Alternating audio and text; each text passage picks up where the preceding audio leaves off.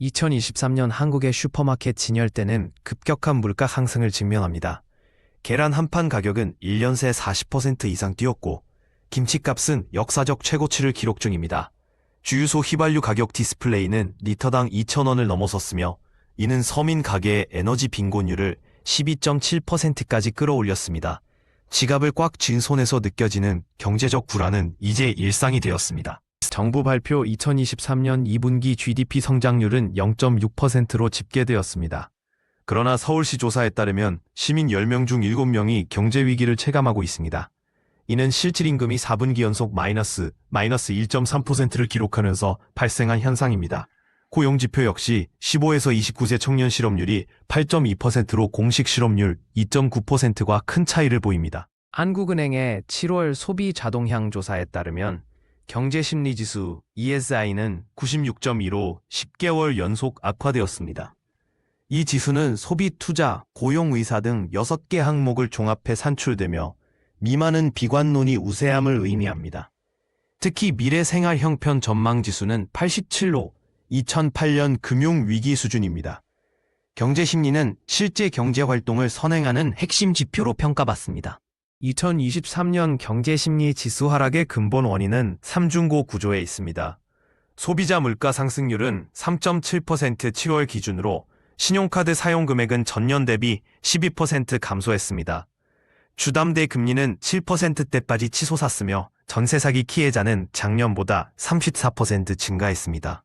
더불어 20대 청년층의 체감 실업률은 22.8%로 집계되며 경제적 불안을 가속화하고 있습니다. 엔맥 세대 20-39세의 68%는 취업난을 최대 고민으로 꼽은 반면 40-50 세대는 자산가치 하락 54%과 퇴직 자금을 우려했습니다.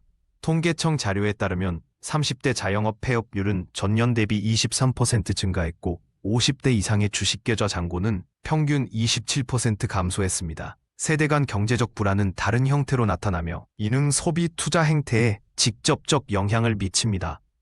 중고거래 플랫폼 당근마켓의 2023년 2분기 거래량은 전년 대비 89% 급증했습니다. 할인 매장 방문객은 153% 증가했으며 1인 가구 알뜰 소비법 유튜브 콘텐츠 조회수는 월 평균 300만 건을 돌파했습니다. 한국소비자원 조사에 의하면 소비자의 72%가 비필수품 구매를 유예 중이라고 응답했고 이는 경제심리지수가 예측한 소비 위축을 정확히 반영합니다. 대형 유통업체들은 초저가 PB 상품 라인을 확대하며 대응 중입니다. 삼성경제연구소에 따르면 2023년 상반기 할인 행사 참여 기업은 전년 대비 41% 증가했고 인건비 절감을 위한 AI 채용 시스템 도입률은 68%에 달합니다.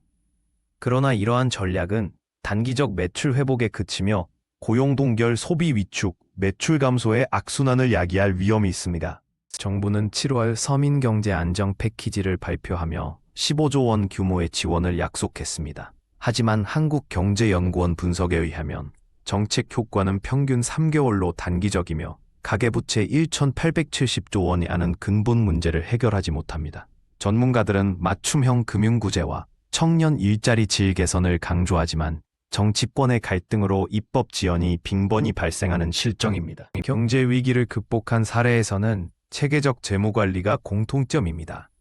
금융감독원 자료에 따르면 전문가 상담을 받은 가구의 73%가 6개월 내 지출 절감 효과를 보였습니다.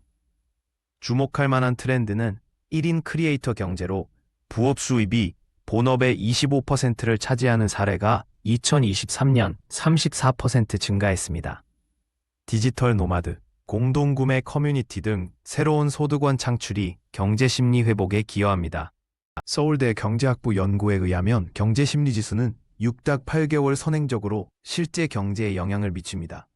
따라서 기업의 장기적 고용 안정책, ESG 평가 연계과 정부의 신뢰 회복 정책, 데이터 투명성이 요구됩니다. 개인 차원에선 공동체 경제 참여가 중요한데 지역화폐 사용 가구의 68%가 경제적 안정감을 느낀다는 조사 결과가 이를 입증합니다.